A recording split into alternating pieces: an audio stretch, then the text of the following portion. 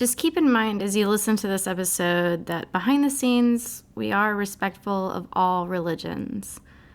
This is an embellished story written by someone else, and we're just simply investigating it. Typically, when we think of witches, we imagine a long black dress with a large pointed hat, old woman with warts on her nose and long gray hair. But witches in San Marcos? And are they really witches? Most people, upon hearing the zip code 78666 for the first time, typically think there's something really sinister brewing about in this town. More often than not, locals get a laugh or a long stare when stating their address to a stranger. However, while I don't believe so much in coincidence, I do think this is one of these cases where the quirky character of our town has lived up to its postal code. And the following tale will prove that. But by the end of the story, you may be convinced there must be more going on than what public written record states. Again, these are the backstories of Texas we don't talk about.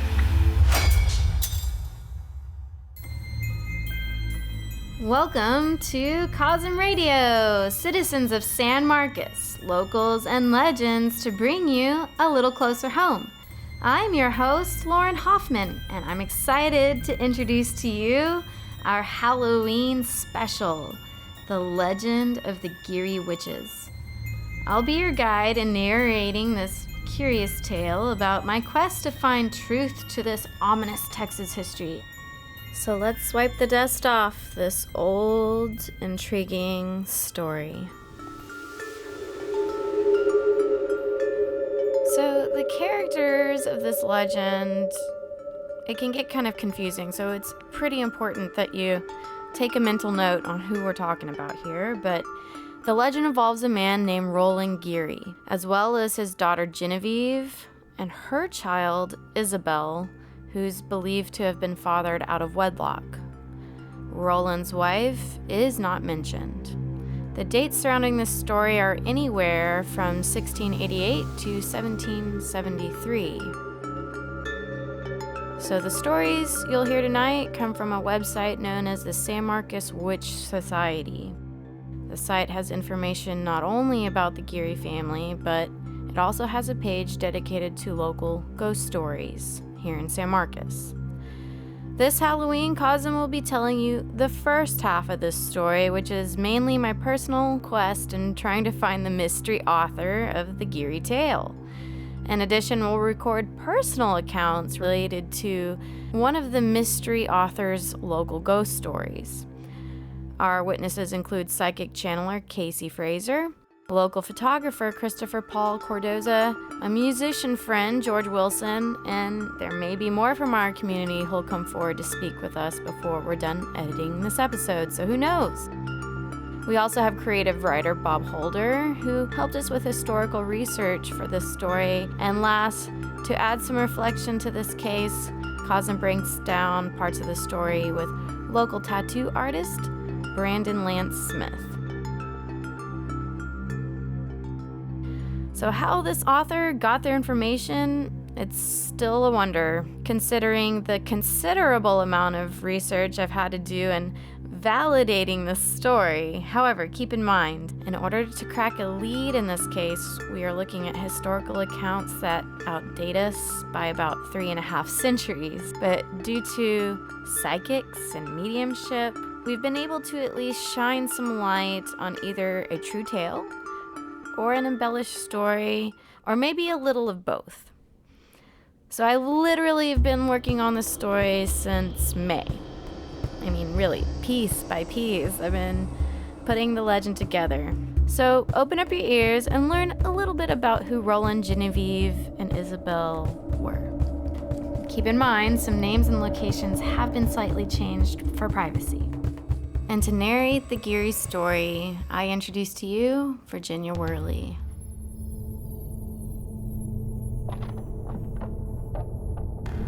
Different sources throughout the years tell a story of two women, a mother and a daughter. Of French ancestry, they settled in colonial or New Spain on the San Marcos River by the name Gery, circa 1682 to 1691.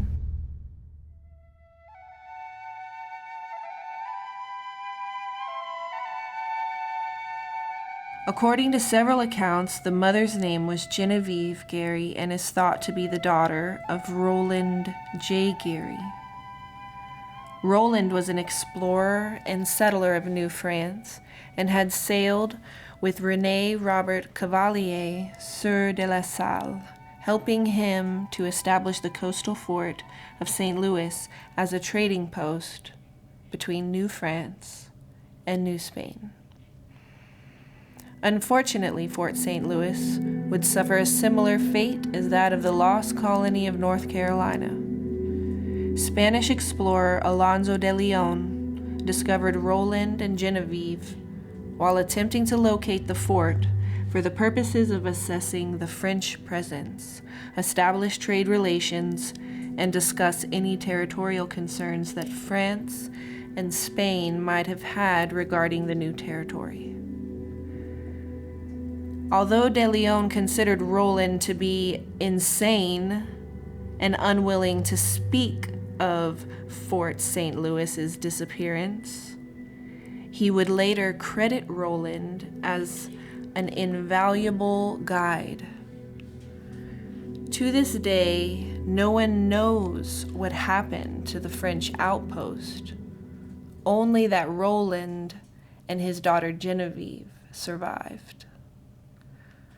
Roland and Genevieve traveled with de Leon and his men north on what would become known as the San Antonio Trail, or Camino Real. The party established an encampment at the headwaters of a river which was claimed for Spain and named after St. Marcos, or San Marcos. Although the historic record is not clear on this point, it is believed that de Leon stationed a small company of men to protect the Franciscan monks as well as the Gery family, and charged them with preparing the area for further Spanish settlement. The conquistadors were able to repel repeated raids by native peoples and, according to Franciscan records, successfully established a presidio and mission somewhere on the banks of the San Marcos River's headwaters. There's no mention of the Gerys at this time, other than a Franciscan record referencing a Christian widower and his daughter living above the waters in the hills. It was around this time that Genevieve became pregnant with Isabel, and her father died. Church records do not record a marriage or cause of death, but do record the baptism of Isabel and burial of Roland. This indicates that Isabel was born of a Catholic father, and therefore not a bastard, but this cannot be accurately confirmed. Many unconfirmed stories surround the issue of Isabel's paternity. Some say her father was a monk.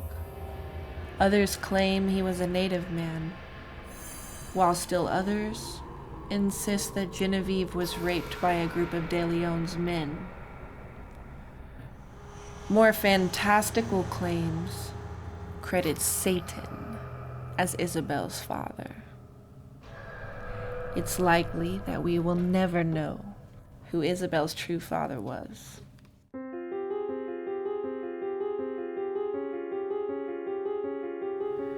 Little is known about the initial settlement that Roland, Genevieve, and Isabel were a part of.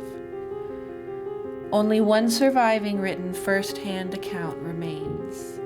The records that we have of the Gerys and their community were recorded second-hand and years later. It's most commonly believed that the mission and outpost eventually disappeared. The most plausible explanation is that the small garrison and mission eventually fell to native raids. As with Isabel's paternity, the fall of the first Spanish settlement of San Marcos is rife with speculation and debate.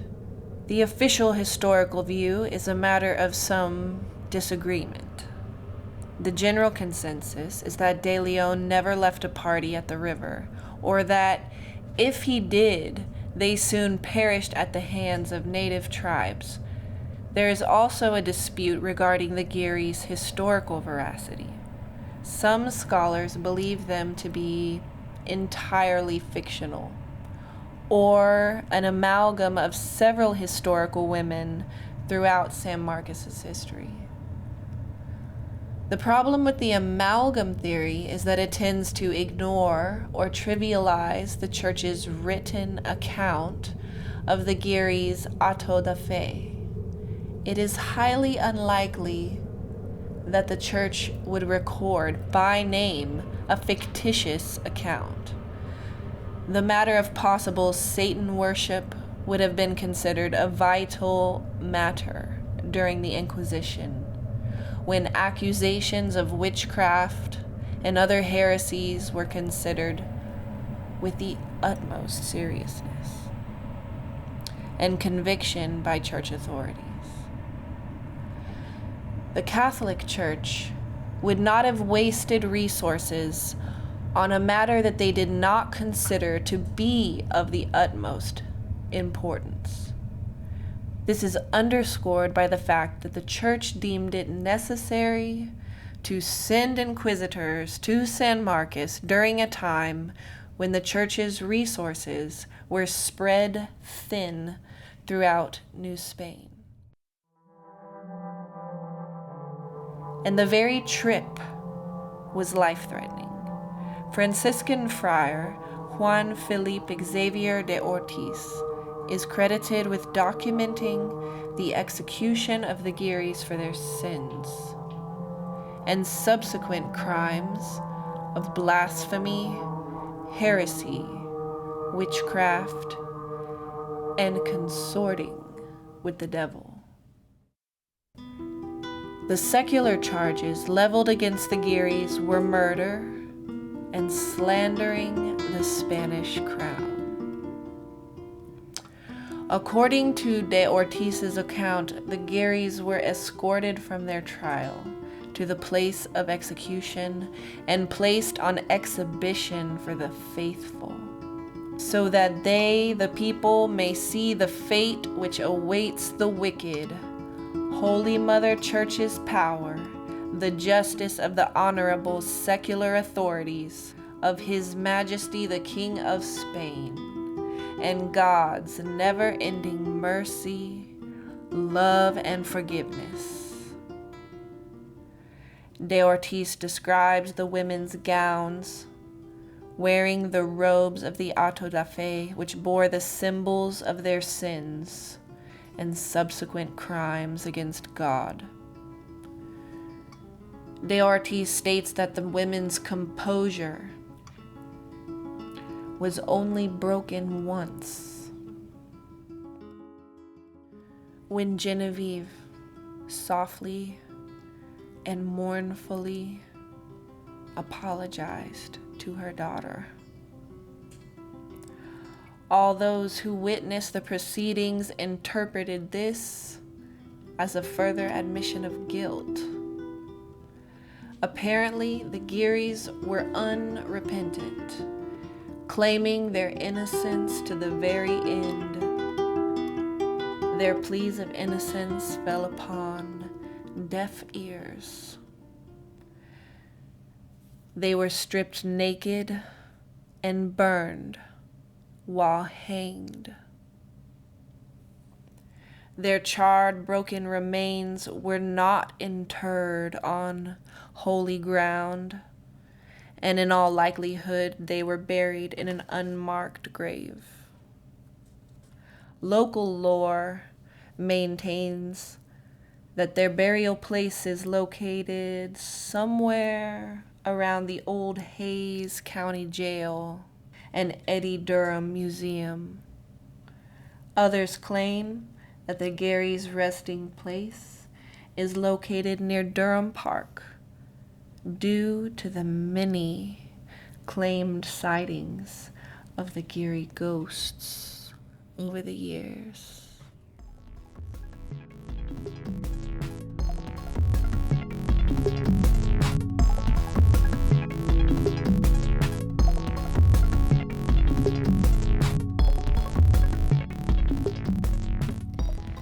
COSM is all about Texas heritage and history, so come check out one of our sponsors, Riley's Tavern.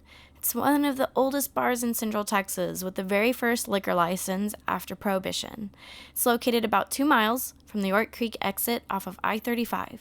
There's live music, drink specials, a beer garden, pool tables, and lots of honky-tonk. Go to COSMRadio.org to find out how you can become a sponsor for this podcast.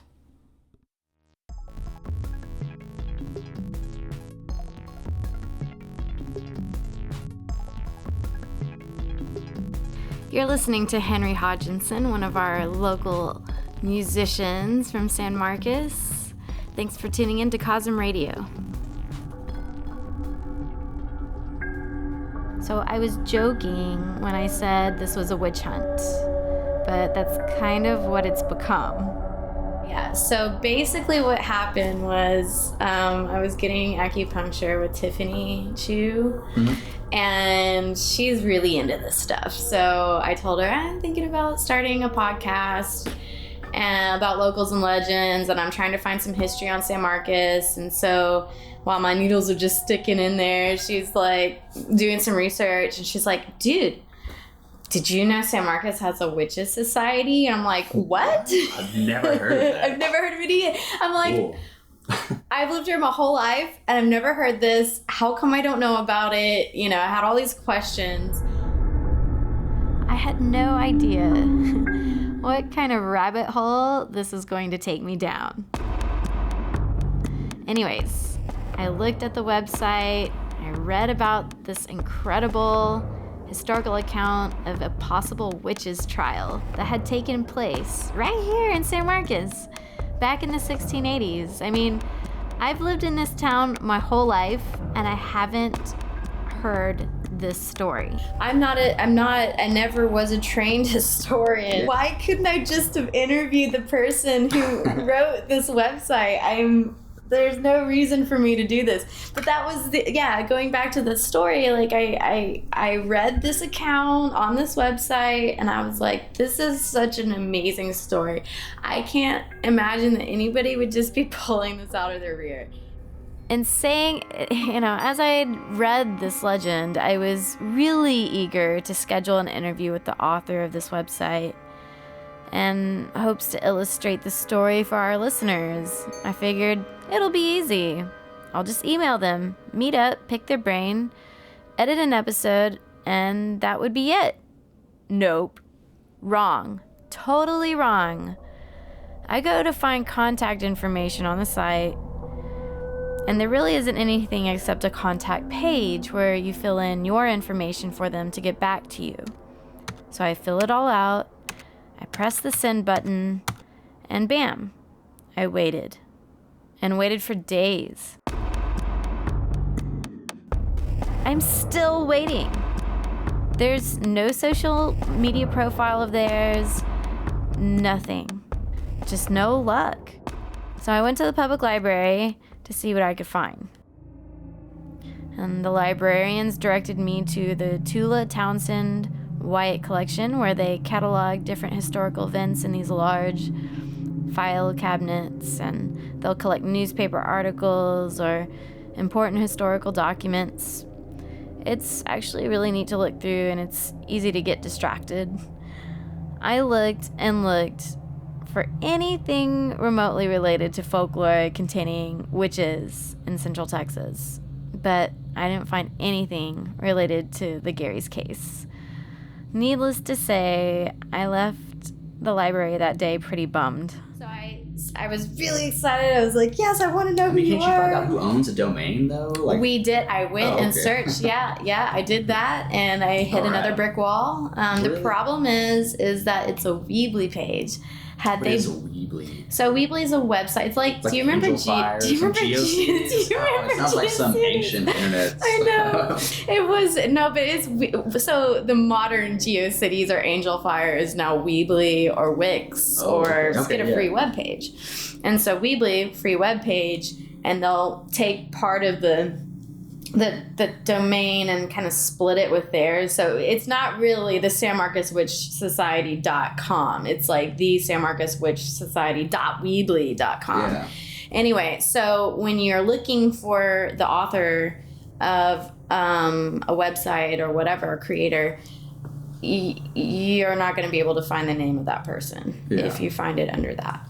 They have to buy a domain. What I'm figuring out, though, is whoever wrote the website, the San Marcos Witch Society page from Weebly, they must have known something. You know, I don't know how they came, like, honestly. They don't cite any of their sources, right? Well, no, not really. And the whole website, it looks like it's almost done. Like, if you look at the ghost stories on there, there's certain titles that don't have any story under them. So really? It wasn't completely finished. Like, there's maybe 3 stories that don't have anything written underneath them. However, but it's also under this section that I found a clue that may help break the case into finding Mr. Mystery Author. So there's a story told on this site titled South San Antonio Street and South Hopkins Area 1940 to 2009. And it mentions a house that I'm actually quite familiar with. South San Antonio Street, 1940 to 2009. In 1940, it was reported by a road crew during a routine survey. The 2 unmarked graves were found around the area currently occupying the southern area of San Antonio Street. The crew reported it to the police, who apparently turned it over to the city medical examiner, who then reported it as an archaeological site to the university, but no subsequent research was ever conducted, and the story of the graves became a legend. Throughout the years, reports of a ghastly woman and phantom children in the area of South San Antonio have circulated the community. A small house on the corner of 2 streets appears to be the epicenter of the activity. Residents have reported hearing strange sounds and feelings of general unease. Oddly, there have been no visual sightings on the property by residents or neighbors of the Gery ghosts. In 2009, partygoers attending a CD release after party at the corner house for a local band claimed that 2 young ladies attending the party began to channel the spirits of both Genevieve and Isabel. The girls reportedly knew details of the other partygoers' lives that were very personal and therefore could not have been known to the girls. After 15 minutes of the visitation by the Gery spirits, the girls collapsed, exhausted. Prior to that evening, neither of the girls had ever heard of the Gery legend, but claimed that the Gerys were interred under the house and that the women's spirits were angry and restless. One of the women stated that the older of the 2 spirits, Genevieve, was unaware of the other woman's existence, and that she was in misery, beset by the fact that she could not find her Isabel. The burial claim contradicts most of the commonly held beliefs as to the location of the Gery remains.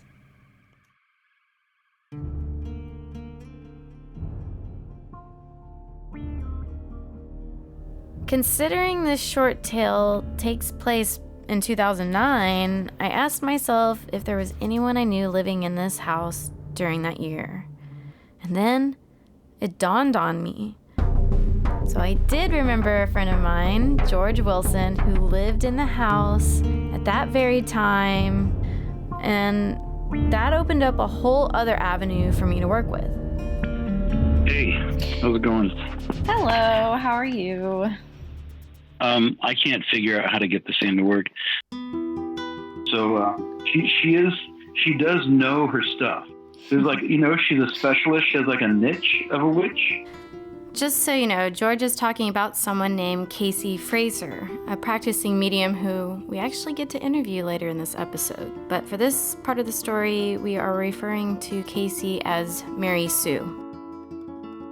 Regardless of whether someone feels it's true or not true, or I don't know if it's true or not true, she was a very inspiring person at a turning point in my life, for myself and other people, and also for her, like, I kind of was there for her when she had some trials and tribulations, and, I got to know, some of her friends, and, it was college can be a very cumulative life learning experience for some people, and, she kind of shared that with me and, helped me in some ways, and I kind of helped her. So, I mean, to kind of clarify, like, whether or not what these things say are as real, they're only as real as what they've been observed, like anything else in science.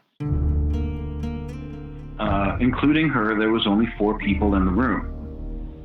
Myself, a male roommate, and her female best friend. And it was, I believe you mentioned, I believe it was after, like, an after party thing. We'd kind of retired back, I'd come back to our house and, didn't really know them that well, amicable friends, nothing really beyond that, just having a friendly chit chat and safety session, I guess, if you will. Mm-hmm. I remember I was sitting on the couch, my roommate was sitting on the couch, and the 2 girls kind of up and about looking around the house, like, oh yeah, nice artwork, this is nice. Oh, cool, you're musicians, here's your instrument, just kind of checking the house out. And we come sit back down, they poured themselves a drink, I think. They had some drinks they brought over. I don't remember honestly what. I'm assuming it was a beer. And I remember chatting with her roommate about something. We were talking about live music, just general San Marcos downtown fun things to do. And her friend walks in from the kitchen through the living room, and about halfway between, I guess, in the sort of between the kitchen and the living room area, she drops her drink and drops an awful. She drops to the ground. I don't remember. She may have dropped her drink. This was a long time ago. Everyone was drunk. So this is why this story is going to be hard to nail down very specifically, because everyone was intoxicated in the room. So everyone was drinking. I know at some point she had a drink. All I remember, it reminded me very much of a seizure. And she had a gasp and she collapsed to the floor. And the 3 of us turn around from sitting in the living room, also kind of, oh my God, what happened? We're going to take a short break. We'll get back to George's story in just a moment. To become a COSM sponsor or to make a donation, please visit COSMRadio.org. Or, if you're listening locally in San Marcos, Texas, consider becoming a sponsor through our local radio station, KZSM.org, to help keep community radio alive.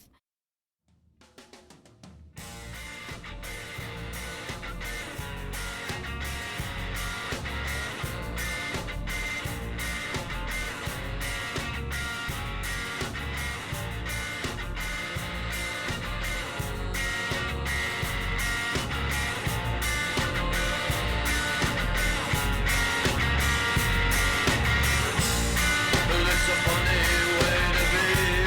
It's a funny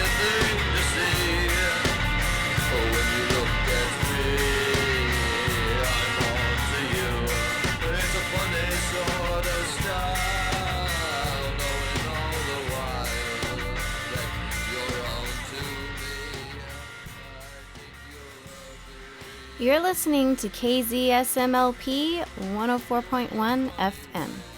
Welcome back to COSMRadio. You've just listened to Funny Ways by our local artist, Addict Ted.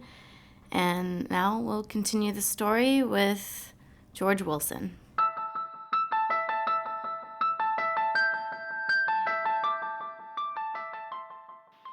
For alias, let's just call her Mary Sue. I just, for the sake of reference in the story, sure. 4 people knew. Drops to the ground, and, she didn't seem injured, but she definitely, it didn't seem normal, as I figure. My first assumption with my experience was she was having some kind of epileptic episode, because she's clawing, and when we all get up and walk over to her, and, her friend kneels down beside her, and she was like trying to claw her way through the wood floor. And like, if she kept going, she would have like torn her nails open. Like clearly not something that she wanted to do. And we, and she cried out, and we like grabbed her, and she stopped. And when she stood up, like it wasn't, when you ever seen someone in their eyes that they're no longer themselves, whether it's emotional change in them or something dark happened. It wasn't her. Really see that in her eyes. It was a little terrifying. We try to bring her into the living room and sit her on the couch, and the chair and the couch just seemed really alien, almost like trying to bend a dog or something to fit in a chair a certain way. It just seemed really alien to her, and she couldn't do it.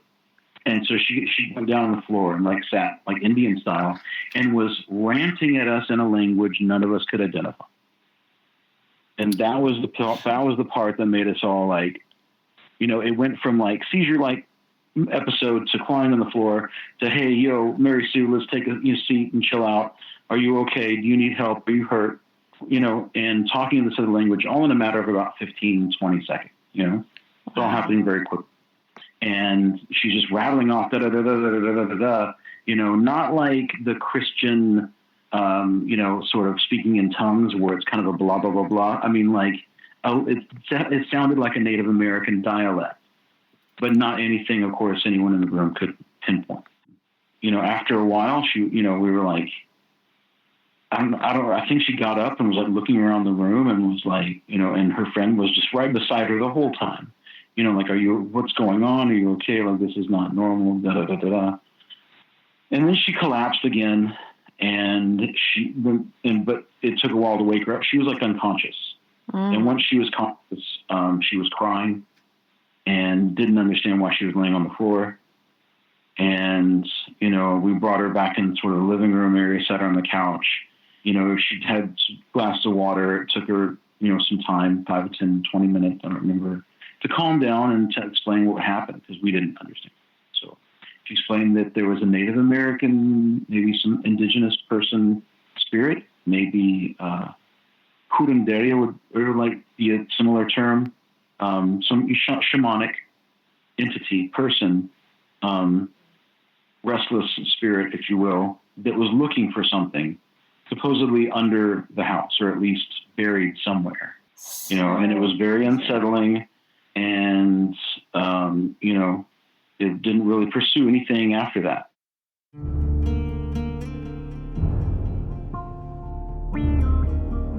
I had one roommate tell me once that there were some Native American remains, 7 years before this happened, so in 2001.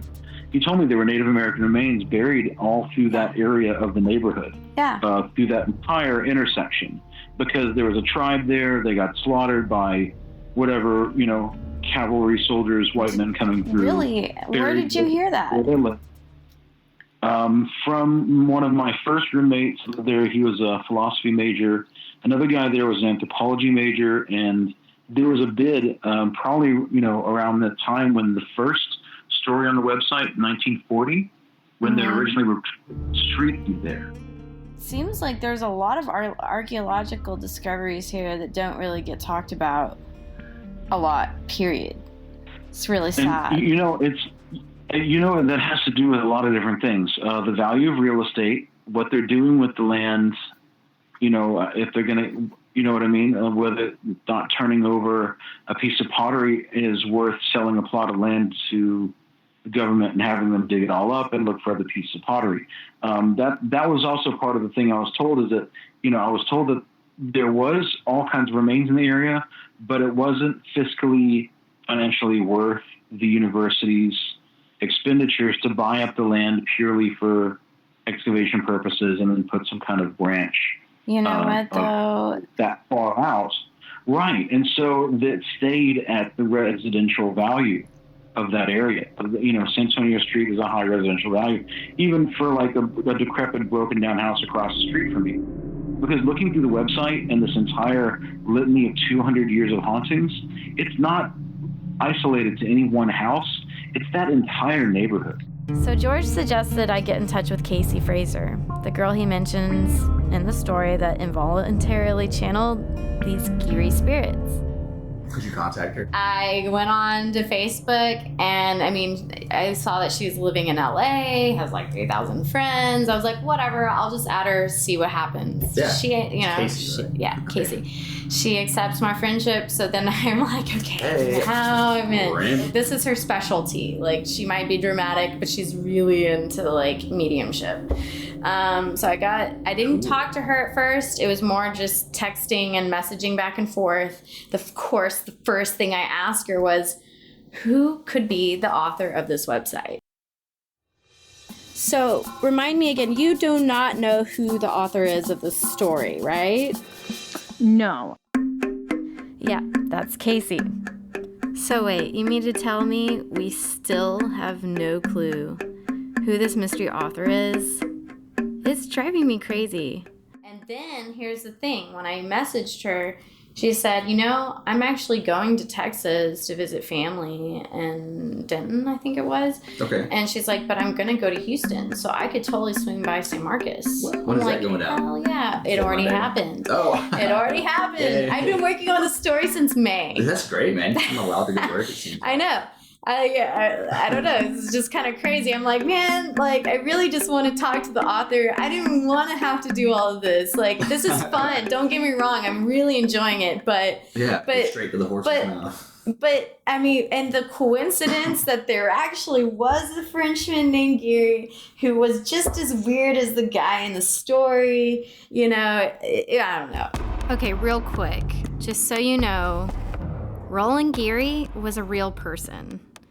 Why I haven't really gone into it yet is because Roland's story is a whole other ballgame I'm going to have to save for the next episode. It involved a lot of research. But let's continue on with Kasey. So when I first went to the house in 2007... It's not... Okay, was that the 8. first? Okay. 2000... One of those. Okay. 2007, 2008. And it was an after party. Mm-hmm. And I was interested in the guy that was living there. Mm-hmm. And I just remember being in the house and standing in that living room. Actually, I was standing in the kitchen in between those two spots. And I just all of a sudden felt this strong female energy start talking to me. And I had been doing channeling and stuff before, not quite as good as I am now. Mm-hmm. So I didn't really completely understand what was happening. It kind of just hit me all at once. And my friend who was with me is very intuitive and empathic, and she started to pick up on Isabel. I just remember the anger and the sadness and the grieving that I felt, because at that time, Genevieve hadn't found Isabel in the spirit world, and they were kind of separated. So there was this horrible pain associated with her. I remember doing some chanting, Mm-hmm. and I don't know if it was during that session or a different time, because I channeled 2 separate occasions. Mm-hmm. Oh, okay.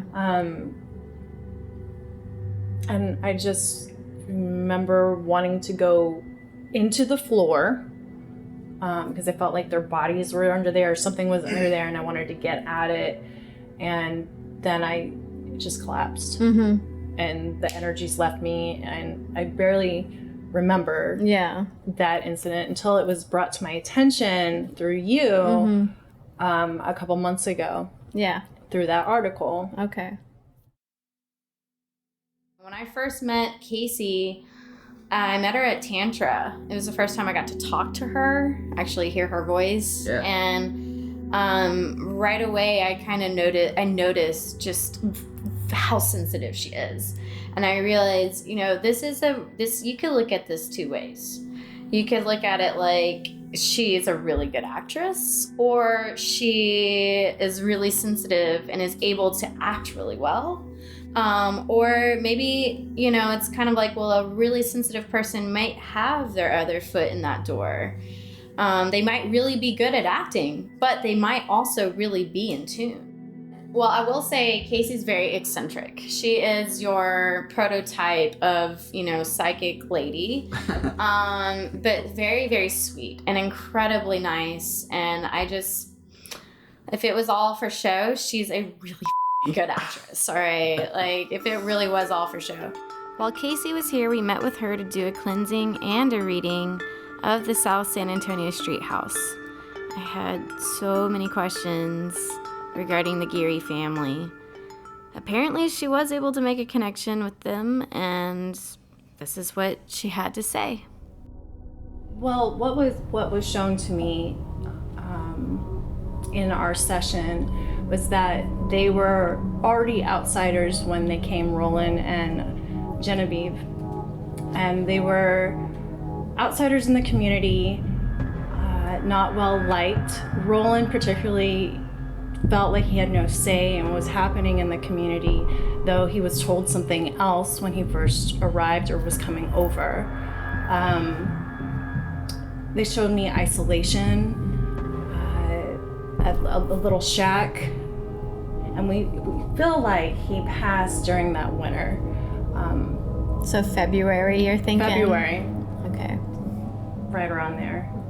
January, February. Mm-hmm. Is where when he passed, there was already stuff happening with Genevieve and the Native American spirit male that we came in contact with. Disagreed. Who you think is named Yellowtail? You saw birds. I saw right? birds, and the first thing that came to me was a yellow. Okay. So it's a yellow something. Okay. But I saw birds, and he was associated with the birds. And he befriended the family. And, well, he befriended Genevieve, mm-hmm. and Roland didn't really approve of that, though he didn't stop it from happening, mm-hmm. because right now he's telling me he did feel his daughter's loneliness. So after he passed, well, she got pregnant before he passed, mm-hmm. And she had the child, and that just further excommunicated, is that the right word? Uh-huh. Them from the rest of the settlers that were here. Mm-hmm. Genevieve and Isabel were on their own and really left to fend for themselves. And it shows me that the grandma spirit, the Indian grandma spirit, was very much around Isabel and kind of showing her the land and how Indian native ways, mm-hmm. because I had a great visual of her with like turquoise on her neck, like jewelry. Isabel was definitely a very strong energy, almost more than her mom's, mm-hmm. even though her mom had the most anger and rage. Kasey, I remember when we were taking the tour of the house, feeling out all the different rooms, there was a spot in the kitchen where you could see, like, she kind of stopped and she paused, like it looked like she was about to get sick. Oh, really? Uh-huh. And she's like, yep, okay, well, let's just move from this area and go back into the living room. She held herself pretty firm. So we sit at the table, she does her reading. She asked the Gerys to come forward. And this whole time I'm sitting there, I'm like, I still have no idea if this is all real or not, I still have no idea. Even while I'm sitting here talking to you, I still have no idea. But she's doing the best she can.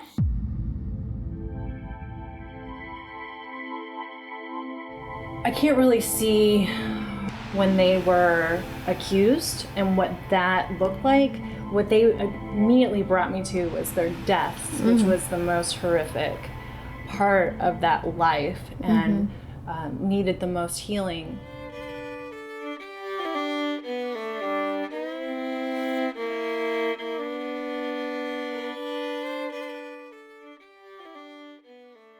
Let COSM Radio entertain you while you put away your dishes or fold laundry, or maybe you're working on an art piece or a crossword puzzle.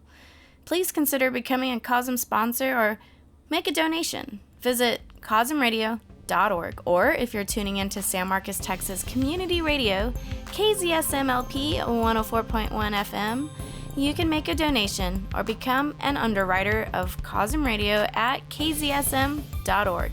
Help keep community radio alive.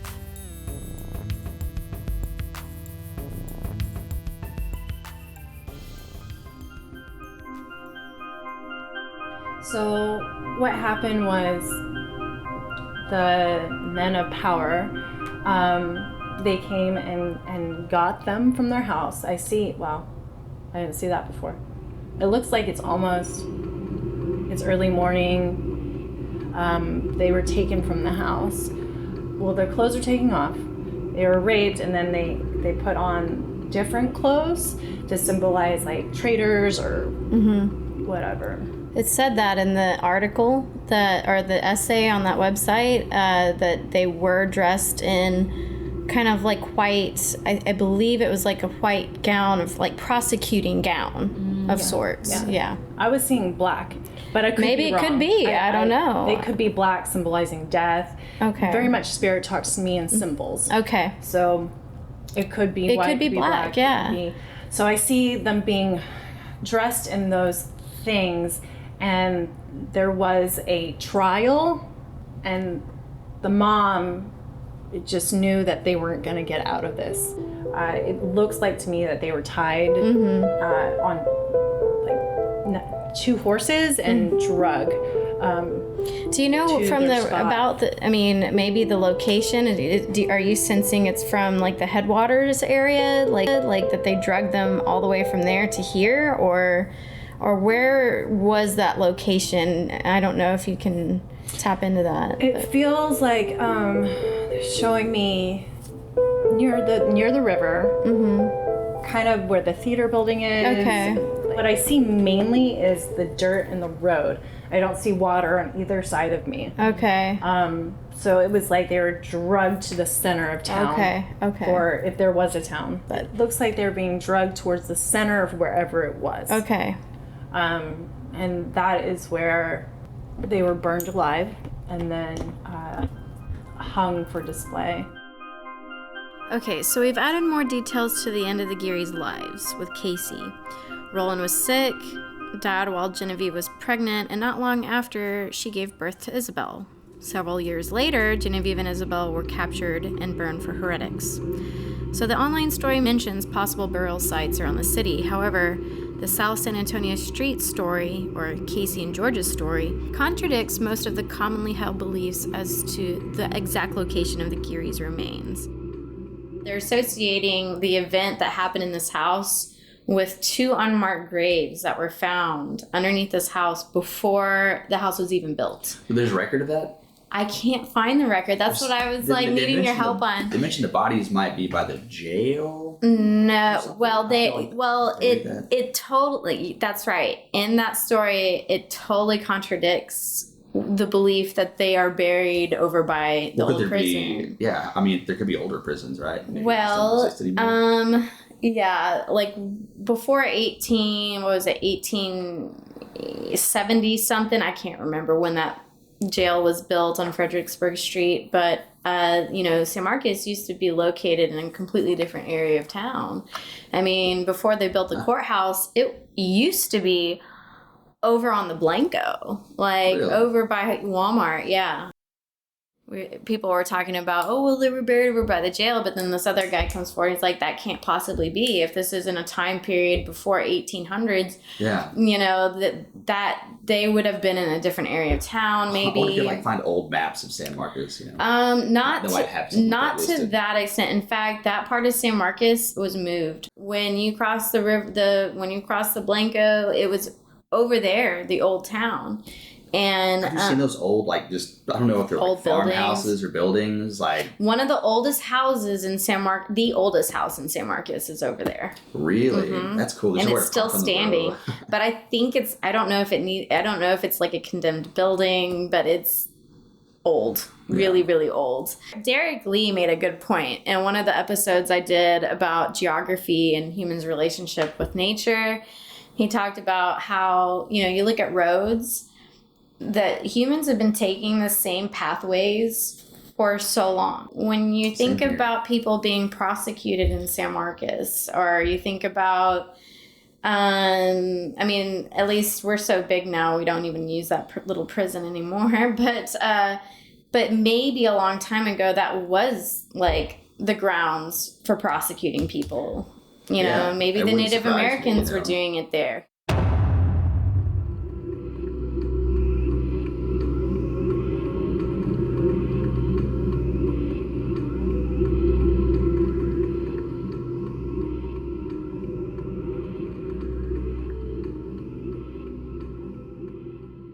Next time on COSMRadio.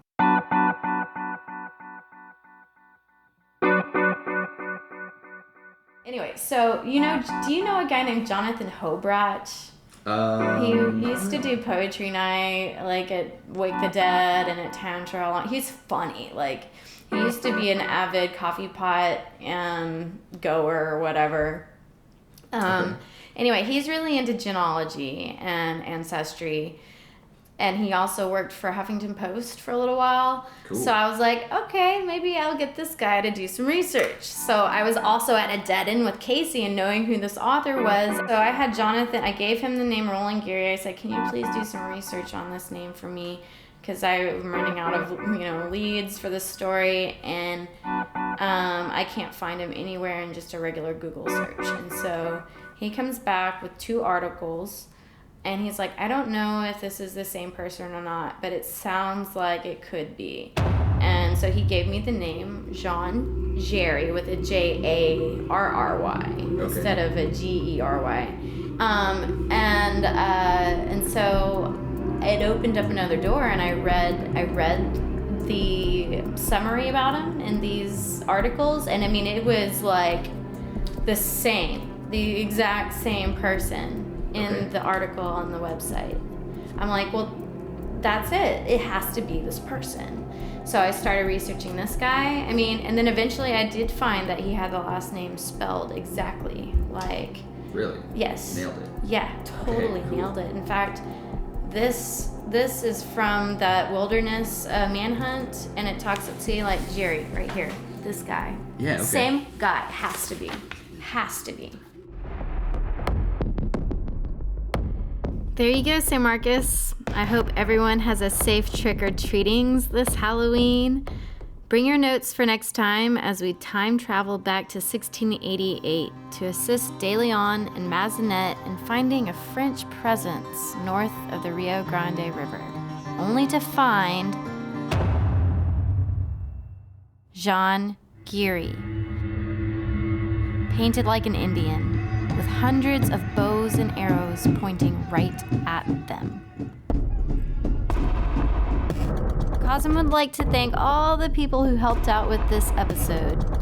Your time, your ears, your voice matters. The citizens of San Marcos are a huge part in storytelling, and we want to hear your story. Or even if you have a lead in the Gery case, please email us at cosmradio@gmail.com. Mystery author, COSM thanks you too, so please visit the Witch Society website linked with the episode. And also thanks to our local musicians, Henry Hodgson and Addict Ted, for their bumper music. I know many of you are eager to listen to KZSM broadcasting live. We are all waiting very patiently. In saying that, it takes a community to help out, so please donate a few dollars to help keep community radio alive. Visit www.kzsm.org/donate. So, I'm leaving you this spooky evening with the last Gery story from the website. Here's Virginia Worley. Earliest recorded Gery folklore. Soon after the trial and execution of the Gerys, stories began to circulate amongst the native and European populations. Many sightings of the women were reported on the banks of the San Marcos River, as well as in the hills and woods surrounding the headwaters. All the subsequent Catholic missions that attempted to establish themselves in the area all failed, and area folklore attributes these failures to the Gery curse.